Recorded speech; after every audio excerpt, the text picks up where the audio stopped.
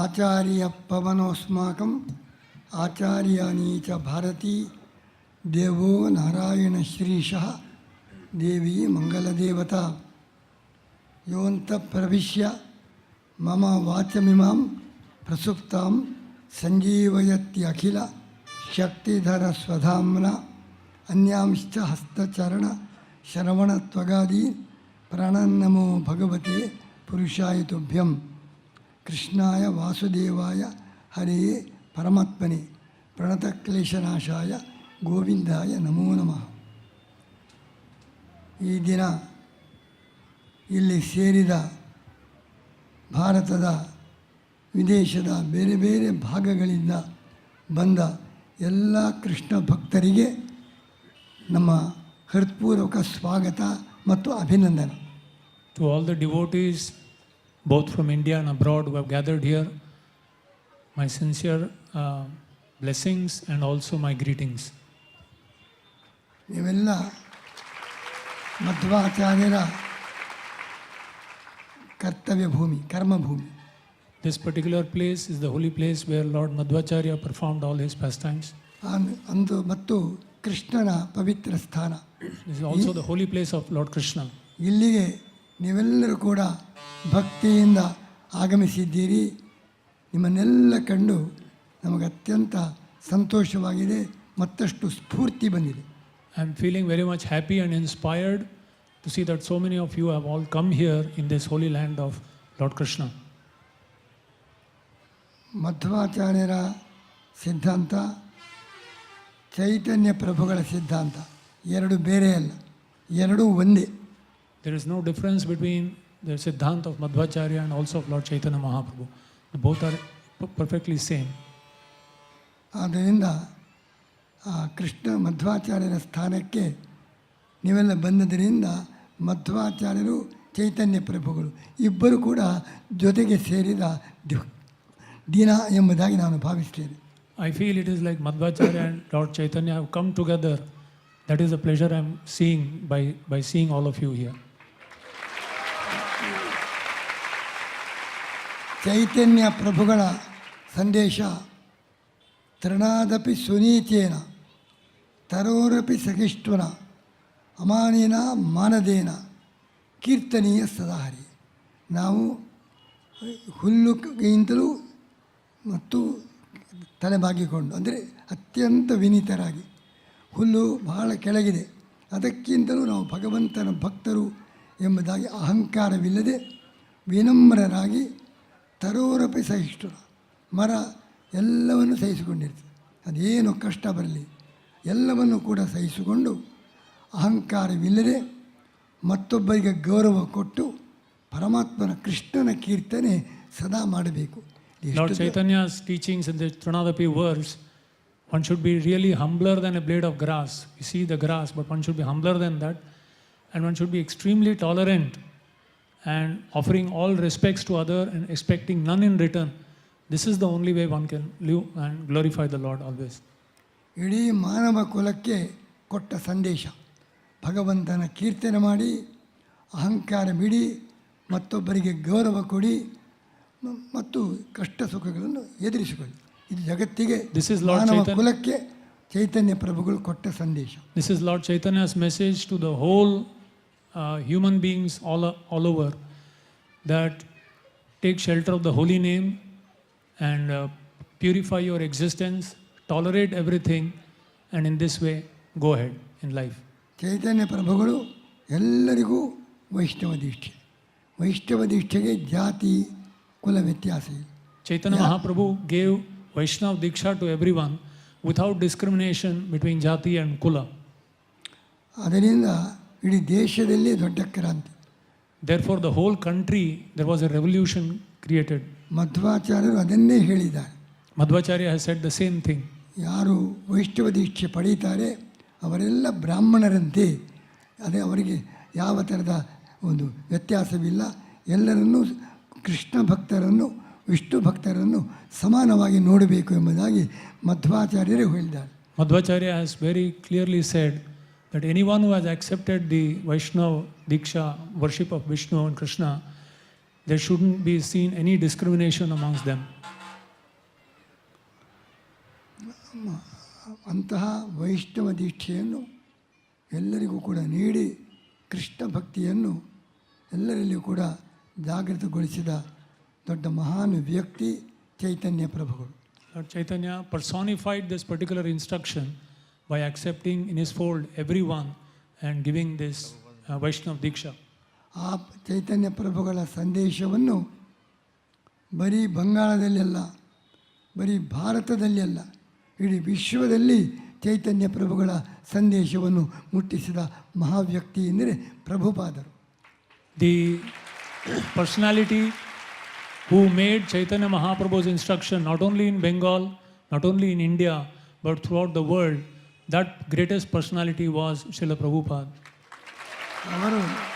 ಅವರ ಬಗ್ಗೆ, ಅವರು ಮಾಡಿದ ಸಾಧನೆ ಬಗ್ಗೆ ನನಗೆ ಅತ್ಯಂತ ಗೌರವ, ಅವರ ಮೇಲೆ ನಮಗೆ ವಿಶೇಷ ಅಭಿಮಾನ. I have extreme respect and I am very proud when I think of Srila Prabhupada. ಒಮ್ಮೆ ಪಂಡಿತ ನೆಹರು ಮತ್ತು ವಿನೋಬಾ ಇಬ್ಬರಿಗೂ ಸಂದರ್ಶನವಾಯಿತು. There was a conversation between Pandit Nehru and Vinoba Bhave. Nehru ಹೇಳಿದರು, ನಾನೊಂದು ಡಿಸ್ಕವರಿ ಆಫ್ ಇಂಡಿಯಾ ಒಂದು ಪುಸ್ತಕ ಬರೆದಿದ್ದೇನೆ, ಇಡೀ ಭಾರತದ ಚರಿತ್ರೆ ಬರೆದಿದ್ದೇನೆ, ನೋಡಿದ್ದೀರಾ ಅಂತ ವಿನೋಬಾರಲ್ಲಿ ಕೇಳಿದರು. Nehru asked Vinoba, I have written a book called Discovery of India. Have you heard about this? How the culture of India is there? ನೋಡಿದ್ದೇನೆ, ಅದರಲ್ಲಿ ಒಂದು ತಪ್ಪಿದೆ ಅಂತ ಹೇಳಿದರು. Vinoba said that I have seen that and there is a fault in it. ಏನು ತಪ್ಪು? What is the fault? ಅಕ್ಬರನ ಕಾಲದಲ್ಲಿ ತುಳಸಿದಾಸರು ಇದ್ದ ಅಂತ ಅದರಲ್ಲಿ ಬರೆದಿದೆ. Akbar, during the time of Akbar, Tulsidas was there. That's what you have mentioned. ಇದು ಸರಿಯಲ್ಲ ಅಂತ ಹೇಳಿದರು. This is not true. ಯಾಕೆ ಅಕ್ಬರನ ಕಾಲದಲ್ಲಿ ತುಳಸಿದಾಸ ಇದ್ದದ್ದು ತಪ್ಪೇನು ಅಂತ ಕೇಳಿದರು. What is wrong? During the time of Akbar, Tulsidas was there. ಹಾಗೆ ಬರೆಯಬಾರದಿತ್ತು. ಅಕ್ಬರನ ಕಾಲದಲ್ಲಿ ತುಳಸಿದಾಸ ಅಲ್ಲ, ತುಳಸಿದಾಸನ ಕಾಲದಲ್ಲಿ ಅಕ್ಬರ ಇದ್ದ ಅಂತ ಬರೆಯಬೇಕು. Vinoba Bhave said, instead of writing during the time of Akbar, Tulsidas was there, you should have written during the time of Tulsidas, Akbar was there. ಸಂತರಿಗೆ ಅಂತ ಗೌರವ ಕೊಡಬೇಕು. ರಾಜಕಾರಣಿಗಳಿಗೆ ಕೊಡುವ ಗೌರವಕ್ಕಿಂತ ಸಂತರಿಗೆ ನಾವು ಹೆಚ್ಚು ಗೌರವ ಕೊಡಬೇಕು. You should give more respect and honor to the saintly persons and not to anyone else. ಅಂತಹ ದೊಡ್ಡ ಸಂತರಲ್ಲಿ, ಭಾರತ ಕಂಡ ದೊಡ್ಡ ಸಂತರಲ್ಲಿ ಪ್ರಭುಪಾದರು ಮಾಡಿದ ಒಂದು ದೊಡ್ಡ ಕಾರ್ಯ ನಾವು ಎಂದಿಗೂ ಮರೆಯಲಿಕ್ಕೆ ಸಾಧ್ಯವಿಲ್ಲ. In such a holy land where these saintly personalities are glorified, we can never forget the position of Srila Prabhupada. ಇಡೀ ವಿಶ್ವದಲ್ಲಿ ಕೃಷ್ಣ ಭಕ್ತಿಯ ಮಧ್ವಾಚಾರ್ಯರ ಸಂದೇಶ, ಚೈತನ್ಯರ ಸಂದೇಶ, ಇದನ್ನು ಇಡೀ ವಿಶ್ವದಲ್ಲಿಯೇ ಪ್ರಚಾರ ಮಾಡಿದ ದೊಡ್ಡ ಸಾಧನೆ ಪ್ರಭುಪಾದರದ್ದು. The whole message of Lord Madhvacharya and Lord Chaitanya or to spread all over the world, this is the contribution of Srila Prabhupada. ಚೈತನ್ಯ ಪ್ರಭುಪಾದರ ನಮ್ಮನ್ನೆಲ್ಲ ಅಗಲಿದ ಅವರ ಡಿಸಪಿಯರ್, ಅವರು ಅಂತರ್ಧಾನ ಹೊಂದಿದ ಈ ದಿವಸ ನಾವೆಲ್ಲರೂ ಕೂಡ ಅವರ ಕಾರ್ಯ ಅದನ್ನು ಸ್ಮರಿಸಿಕೊಂಡು ಅವರಿಗೆ ಗೌರವ ಅರ್ಪಿಸಿಕೊಂಡು ಅವರ ಸಂದೇಶವನ್ನು ಮತ್ತಷ್ಟು ಬೆಳೆಸಿಕೊಂಡು ವ್ಯಾಪಿಸಿಕೊಂಡು ಹೋಗುವ ಕಾರ್ಯವನ್ನು ನಾವೆಲ್ಲರೂ ಕೂಡ ಮಾಡಬೇಕು. Today we should, on this most auspicious disappearance day of Srila Prabhupada, we should hear about it, understand it, and try to spread this message together all over the world. ಚೈತನ್ಯ ಪ್ರಭುಗಳ ಬಗ್ಗೆ ನಾವು ಮಧ್ವಾಚಾರ್ಯರನ್ನು ಹೇಗೆ ಗೌರವಿಸ್ತೇವೋ, ಚೈತನ್ಯ ಪ್ರಭುಗಳನ್ನು ಕೂಡ ಅದೇ ರೀತಿ ನಾವು ಗೌರವಿಸ್ತೇವೆ. As we respect Madhvacharya here, we also respect Lord Chaitanya in the same way. ನಮ್ಮ ಪರ್ಯಾಯ ಕಾಲದಲ್ಲಿ ನಾವು ಚೈತನ್ಯ ಜಯಂತಿಯನ್ನು ವ್ಯಾಪಕವಾಗಿ ಮಾಡಬೇಕು ಅಂತ ನಮ್ಮ ಅಪೇಕ್ಷೆ ಇದೆ. We have a desire that during our paryaya, we would like to celebrate Lord Chaitanya's appearance also in a big way. ಚೈತನ್ಯ ಜಯಂತಿಯ ಉತ್ಸವದಲ್ಲಿ ನೀವೆಲ್ಲರೂ ಕೂಡ ಭಾಗವಹಿಸಬೇಕೆಂಬುದಾಗಿ ಈಗಲೇ ಆಹ್ವಾನಿಸ್ತಾ ಇದ್ದೇವೆ. And I am taking this opportunity to invite all of you for that celebration on that time. ಕೃಷ್ಣನ ಬಗ್ಗೆ ಹೇಳಬೇಕಾದರೆ ಕೃಷ್ಣ ಅಂದರೆ ಕರಿಷ್ಯತೀತಿ ಕೃಷ್ಣ, ಎಲ್ಲರನ್ನು ಕೂಡ ತನ್ನ ಕಡೆಗೆ ಸೆಳೆಯುವವನು, ಇವನೇ Krishna. Krishna, if you have to talk about Krishna, Krishna means Karshayati. He is a personality who attracts everyone towards him. ಗೋಪಾಲಕರನ್ನು ತನ್ನ ಕಡೆಗೆ ಎಳೆದಿದ್ದಾನೆ. ಗೋಪಿಕಾಸ್ತ್ರೀಯರು ಕೃಷ್ಣನ ಬಗ್ಗೆ ಆಕರ್ಷಿತರಾಗಿದ್ದಾರೆ. The Gopas have attracted to him, the Gopis were attracted to him. ಹಸುಗಳು ಕರುಗಳು ಕೃಷ್ಣನ ಬಳಿಗೆ ಧಾವಿಸಿಕೊಂಡು ಬರ್ತಾ ಇದ್ದವು. The cows, the calves would always spontaneously run towards Krishna. ಇಷ್ಟೇ ಎಲ್ಲ ಋಷಿ ಮುನಿಗಳು, ಸಾಧು ಸಂತರು ಎಲ್ಲರನ್ನೂ ಕೂಡ ತನ್ನ ಕಡೆಗೆ ಕೃಷ್ಣ ಅವನ ಸೌಂದರ್ಯ, ಅವನ ಮಾಧುರ್ಯ ಎಲ್ಲರನ್ನೂ ಕೂಡ ತನ್ನ ಕಡೆಗೆ ಸೆಳೀತಾ ಇದೆ. His beauty and his sweetness would attract not only the sages and all saintly personalities towards him. ಬರೀ ಭಾರತದ ಜನರಲ್ಲ, ವಿದೇಶದ ಜನರನ್ನು ಕೂಡ ಕೃಷ್ಣ ತನ್ನ ಕಡೆಗೆ ಸೆಳೆಯುತ್ತಾ ಇದ್ದಾನೆ. Not only Indians, but also all the wonderful foreigners he has attracted to himself. ಆ ವಿದೇಶದವರಿಗೆ ಕೃಷ್ಣನನ್ನು ಪರಿಚಯ ಮಾಡಿಸಿದವರು ಪ್ರಭುಪಾದರು. And that was made possible by Srila Prabhupada. ಆದ್ದರಿಂದ ಯಾವ ದೇಶಭೇದ ವರ್ಣಭೇದ ಯಾವುದೂ ಇಲ್ಲದೆ ಎಲ್ಲರೂ ಕೂಡ ಭಕ್ತರಾಗುವಂಥ ದೊಡ್ಡ ಸಾಧನೆ ಅದು ನಮ್ಮ ಪ್ರಭುಪಾದರದ್ದು. Without seeing the Varna Bheda, without seeing the geographical places, to have given Krishna consciousness all over the world, this is the contribution of Srila Prabhupada. ಕೃಷ್ಣನ ಆಕರ್ಷಣೆ ಹೇಗೆ? ಈ ನೆಲ ಇದೆ, ಭೂಮಿ, ಜಡ ಭೂಮಿ, ಇದಕ್ಕೂ ಅಟ್ರಾಕ್ಷನ್, ಗ್ರಾವಿಟಿ ಪವರ್, ಆಕರ್ಷಣ ಶಕ್ತಿ ಈ ನೆಲಕ್ಕೂ ಉಂಟು. Krishna, what to speak of Krishna, even this ground, earth has attraction power called gravity. ಮತ್ತು ಆದರೆ ಈ ಜಡ ಭೂಮಿಯ ಆಕರ್ಷಣ ಶಕ್ತಿಗೂ ಕೃಷ್ಣನ ಆಕರ್ಷಣ ಶಕ್ತಿಗೂ ಬಹಳ ವ್ಯತ್ಯಾಸ ಇದೆ. But there is a big difference between the attraction power of the earth and attraction power of Krishna. ಭೂಮಿ ಆಕರ್ಷಣ ಶಕ್ತಿ ಮೇಲಕ್ಕೆ ಹೋದವರನ್ನು ಕೆಳಕ್ಕೆ ಎಳೆಯುತ್ತದೆ. The attraction power of earth, whoever goes up, it pulls it down.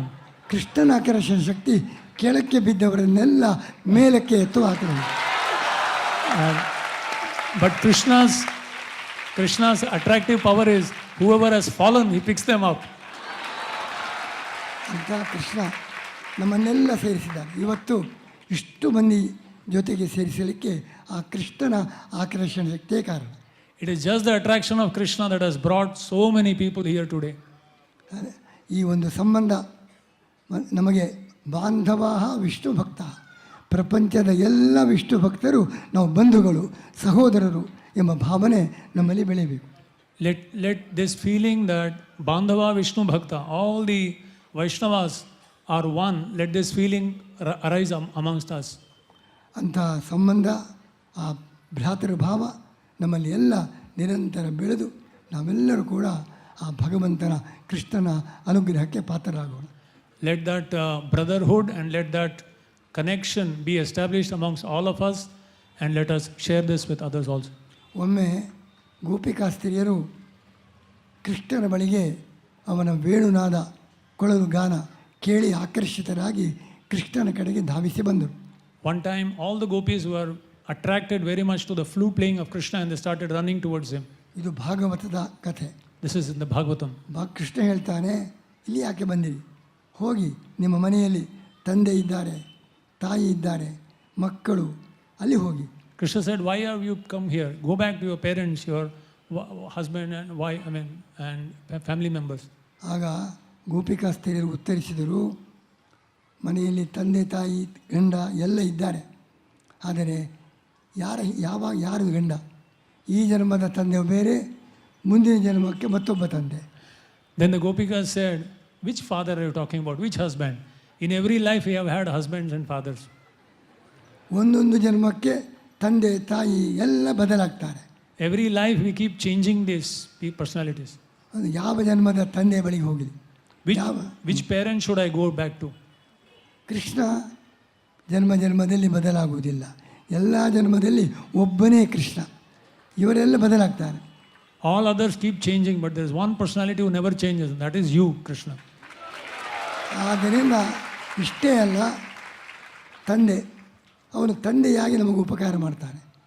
ತಾಯಿ ಮಾಡುವ ಕೆಲಸ ತಂದೆಯಿಂದ ಆಗುವುದಿಲ್ಲ. But what the father does, the mother cannot do. What the mother does to a child, a father cannot do.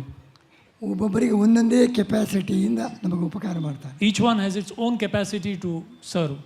ತಂದೆ ತಾಯಿ ಆಗಲಾರ, ತಾಯಿ ತಂದೆ ಆಗಲಾರ. Father cannot be a mother and mother cannot be a father. ಅವರು ಯಾರೂ ಗಂಡ ಆಗಲಿಕ್ಕೆ ಸಾಧ್ಯವಿಲ್ಲ. They cannot be husbands. ಅವ್ರ ಮಕ್ಕಳು ಆಗಲಿಕ್ಕೆ ಸಾಧ್ಯವಿಲ್ಲ. They cannot be children. ಹೀಗಾಗಿ ಅವರು ಜನ್ಮದಲ್ಲಿ ಬದಲಾಗ್ತಾರೆ ಮತ್ತು ಒಂದೊಂದೇ ಕೆಪಾಸಿಟಿಯಿಂದ ನಮಗೆ ಉಪಕಾರ ಮಾಡ್ತಾರೆ. ಆದರೆ they keep changing every lifetime and they have very limited capacity of service. ಆದರೆ ಕೃಷ್ಣ ಎಲ್ಲ ಜನ್ಮದಲ್ಲಿಯೂ ತಂದೆ. Krishna can be the father in every lifetime. ಎಲ್ಲ ಜನ್ಮದಲ್ಲಿಯೂ ತಾಯಿ. Every lifetime he is the mother. ಎಲ್ಲ ಜನ್ಮದಲ್ಲಿಯೂ ಮಗು. Every lifetime he is a child. ಪತಿ ಹೌದು. He is our husband. ತ್ವಮೇವ ಮಾತಾ ಚ ಪಿತಾ ತ್ವಮೇವ ತ್ವಮೇವ ಬಂಧುಶ್ಚ ಸಖಾ ತ್ವಮೇವ. ಎಲ್ಲ ಕೆಪಾಸಿಟಿಯಿಂದ ತಂದೆಯಾಗಿ, ತಾಯಿಯಾಗಿ, ಮಗುವಾಗಿ, ಪತಿಯಾಗಿ ಎಲ್ಲ ರೀತಿಯಿಂದ ಉಪಕಾರ ಮಾಡುವ ನೀನಿರುವಾಗ ಒಂದೊಂದು ಜನ್ಮದಲ್ಲಿ ಒಂದು ರೀತಿಯ ಉಪಕಾರ ಮಾಡುವ ಅವರ ಹಿಂದೆ ಯಾಕೆ ಹೋಗಬೇಕು? So a person who can fulfill all these roles in all the lives, leaving you, why should we go to those people who keep changing and play very limited role? ಒಂದೇ ರೀತಿ ಉಪಕಾರ ಮಾಡ್ತಾರೆ, ಎಲ್ಲ ರೀತಿಯ ಉಪಕಾರ ಆಗಲಿಕ್ಕಿಲ್ಲ. ಅಂಥವ್ರ ಹಿಂದೆ ಯಾಕೆ ಹೋಗಬೇಕು? ಅವರ ಪ್ರಶ್ನೆಗೆ ಕೃಷ್ಣನಿಗೆ ಉತ್ತರ ಕೊಡಲಿಕ್ಕೆ ಆಗಲಿಲ್ಲ. Krishna could not reply to them. ಹೀಗೆ ಅಂಥ ಕೃಷ್ಣ ಎಷ್ಟು ಇಂಥ ಪ್ರೇಮ ಮೂರ್ತಿ, Such a personification of love. ಅಂಥ ಕೃಷ್ಣನ ಪ್ರೇಮ ಅದೇ ನಮ್ಮ ಜೀವನಕ್ಕೆ ದೊಡ್ಡ ಒಂದು ಶಕ್ತಿ. That love of Krishna is our only treasure. ಅಂತಹ ಕೃಷ್ಣ ಭಕ್ತಿಯನ್ನು ಜೀವನದಲ್ಲಿ ವಿಶೇಷವಾಗಿ ನಾವೆಲ್ಲರೂ ಕೂಡ ಮಾಡೋಣ. ಕೃಷ್ಣನ ಅನುಗ್ರಹ ಎಲ್ಲರ ಮೇಲೆ ನಿರಂತರ ಇರಲಿ. ಇಡೀ ಜಗತ್ತನ್ನೇ ಕೃಷ್ಣಮಯವನ್ನಾಗಿ ನಾವು ಮಾಡಬೇಕು. ಕುರುವಂತೋ ವಿಶ್ವಮಾರ್ಯಂ, ಕುರುವಂತೋ ವಿಶ್ವಂ, ಕೃಷ್ಣ ಭಕ್ತರನ್ನಾಗಿ ಇಡೀ ಜಗತ್ತನ್ನೇ ಮಾಡುವಂಥ ಸಂಕಲ್ಪ ನಾವು ತೊಡಬೇಕು. Let us take up this devotional service and let us make this whole world Krishnamaya, to be completely absorbed in Krishna. ಅಂತಹ ನಾವು ನಿಮ್ಮನ್ನೆಲ್ಲರನ್ನು ಕೂಡ ಮತ್ತೊಮ್ಮೆ ಅಭಿನಂದಿಸಿ, ಪುನಃ ನಮ್ಮ 1 ವರ್ಷದ ನಂತರ ಪುನಃ ಉಡುಪಿಯಲ್ಲಿ ನಾವೆಲ್ಲರೂ ಕೂಡ ಪುನಃ ಸೇರೋಣ ಅಂತ ನಿಮ್ಮನ್ನು ಆಹ್ವಾನಿಸ್ತಾ ಇದ್ದೇವೆ. Again, I would like to express my gratitude and invite you that next year also, during these festivals, during the Paryaya, you are most welcome. ನಮ್ಮ ರಾಧಾಕೃಷ್ಣ ಮಹಾರಾಜರು, ರಾಧಾನಾಥ ಮಹಾರಾಜರು ನಮ್ಮದು ಬಾಂಧವ್ಯ. ನಾವಿಬ್ಬರು ಸಹೋದರರು ಇದ್ದಾಗೆ, ಬ್ರದರ್ಸ್ ಇದ್ದಾಗೆ. Radhanath Swami is so close to me, he is like my brother. ಎಲ್ಲ ಭಗವಂತ ಕೃಷ್ಣನ ಭಕ್ತಿಯಿಂದ ನಾವೆಲ್ಲರೂ ಕೂಡ ಎಲ್ಲರನ್ನು ಒಂದುಗೂಡಿಸುವುದು. ಎಲ್ಲ ಪುಷ್ಪಗಳು, ಸಾವಿರಾರು ಪುಷ್ಪಗಳು ಒಂದುಗೂಡಿಸಲಿಕ್ಕೆ ಸೂತ್ರ ಒಂದು ಹಗ್ಗ ಬೇಕು. ಒಂದು ಹಗ್ಗದಿಂದ ಎಲ್ಲ ಪುಷ್ಪಗಳನ್ನು ಒಂದುಗೂಡಿಸಬಹುದು. We are all like flowers and Krishna is the thread who can bind us together and make a beautiful garland. Krishna ಒಂದು ಸೂತ್ರ, ನಮ್ಮನ್ನೆಲ್ಲರನ್ನು ಕೂಡ ಒಂದುಗೂಡಿಸುವ ಸೂತ್ರ ಕೃಷ್ಣನೇ ಆಗಿದ್ದಾನೆ. He is that thread which is actually binding all of us together here. ಅಂತಹ ಒಂದು ಪರಸ್ಪರ ಬಂಧನ ರಾಧಾನಾಥ ಮಹಾರಾಜರಿಗೂ ನಮಗೂ ಅನೇಕ ವರ್ಷಗಳಿಂದ ಬೆಳೆದಿದೆ. ಇಡೀ ಜೀವನದಲ್ಲಿ ಅದೇ ಬಾಂಧವ್ಯ ಪ್ರೇಮ ನಿರಂತರ ಇರಲಿ ಎಂಬುದಾಗಿ ಪ್ರಾರ್ಥಿಸ್ತೇವೆ. This has been the thread which has actually bound myself and Radhanath Swami together for so many years, and I only pray and hope that this goes on increasing ever. ಎಲ್ಲರಿಗೂ ಕೂಡ ಶ್ರೀಕೃಷ್ಣ ಅನುಗ್ರಹಿಸಲಿ ಎಂಬುದಾಗಿ ಪ್ರಾರ್ಥನೆ ಮಾಡಿ ನನ್ನ ಸಂದೇಶವನ್ನು ಮುಕ್ತಾಯಗೊಳಿಸಿ. So with this prayer that Krishna's causeless mercy be upon you, I come to an end of this presentation. Thank you.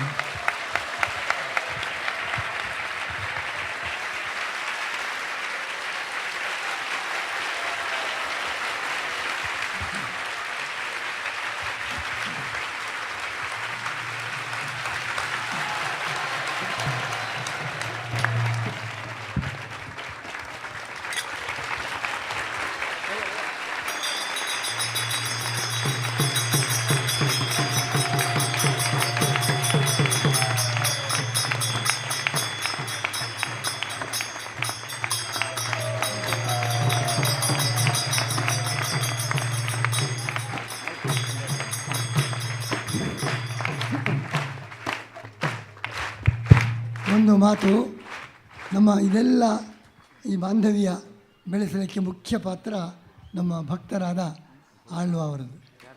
One of the main causes for us coming together is Dr. Alva here. ಅದರಿಂದ ಅವರನ್ನು ಕೂಡ ನಾವು ವಿಶೇಷವಾಗಿ ಅಭಿನಂದಿಸ್ತಾ ಇದ್ದೀವಿ. So especially we would like to express my gratitude to him.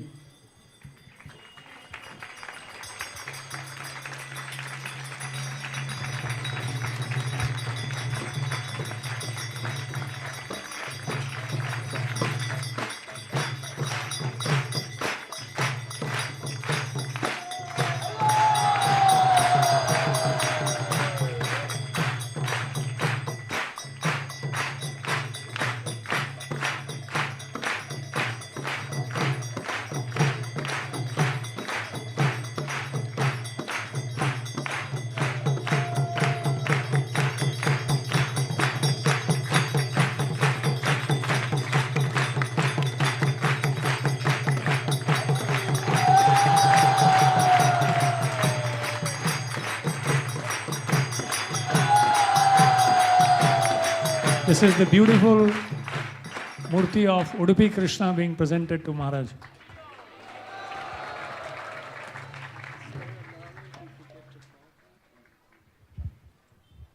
Is there a garland? We can give it to Prabhupada. Prabhupadage ಒಂದು ಹಾರಾಗಲಿ. ಒಂದು ನಿಮಿಷ ತಂದು. We are requesting Pejal Swami to offer a garland to Srila Prabhupada. Srila Prabhupada ki!